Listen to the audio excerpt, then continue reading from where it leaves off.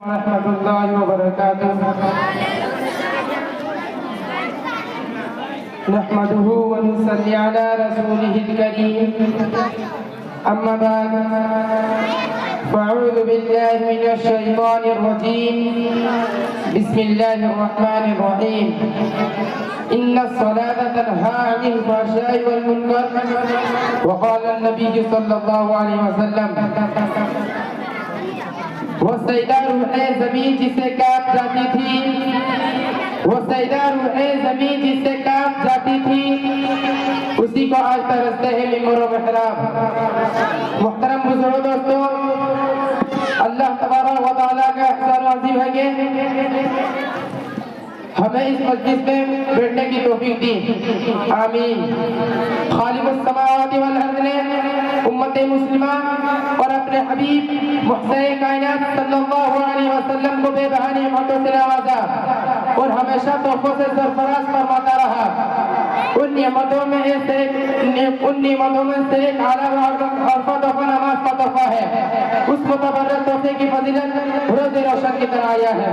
اللہ تعالیٰ نے حج کو فرض پر نازل فرمایا، روزہ کو بھی فرض پر نازل فرمایا، زکات کو بھی فرض پر نازل فرمایا، حج کو بھی فرض پر نازل فرمایا، تمام احکام کو فرض پر نازل فرمایا۔ لیکن جب نماز کی باری آئی تو رب کائنات نے اپنے حبیب محسن کائنات صلی اللہ علیہ وسلم کو فرمایا کہ ہم آپ کو ان کی تحفہ دینے والے ہیں۔ یہ تحفہ بہت اعلیٰ ہے، یہ تحفہ بہت عرفہ ہے اور اعلیٰ و عرفہ شے کو اعلیٰ جگہ عطا کیا جاتا ہے، لہذا نماز کو عرش الہی پر بلا کر عطا کیا گیا۔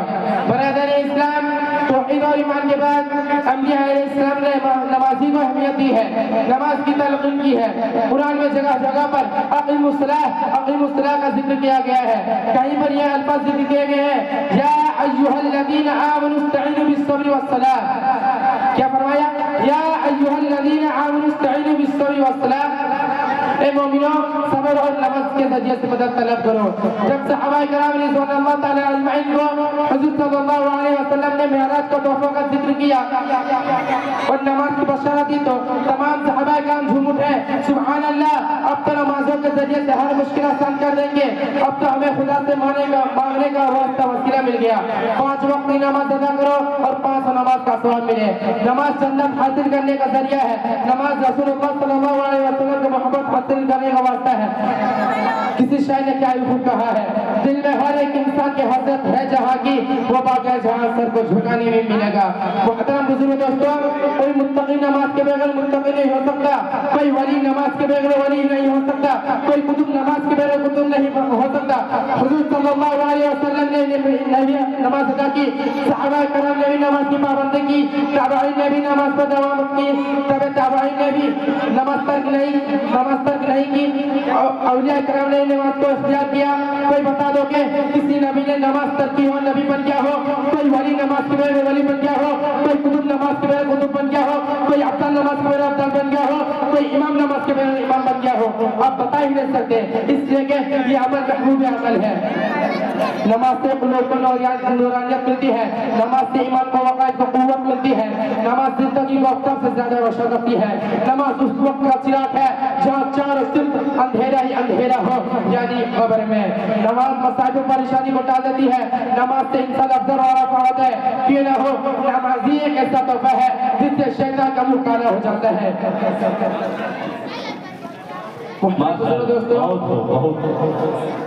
نمازی فیصلہ کرتا ہے کون متقی، کون شقی، کون انسان، کون شیطان، کون مسلم، کون غیر مسلم، یہ امتیازی سے ظاہر ہوتا ہے۔ میں بغیر حوالے کے بات نہیں کرتا، مشکات شریف اٹھاؤ، صفحہ نمبر 58 پر دیکھو، حضرت جابر روایت فرماتے ہیں کہ محسن کائنات صلی اللہ علیہ وسلم نے ارشاد فرمایا بین العبد و بین الکفر ترک الصلاۃ، بندے کفر کے نماز ترک کرو۔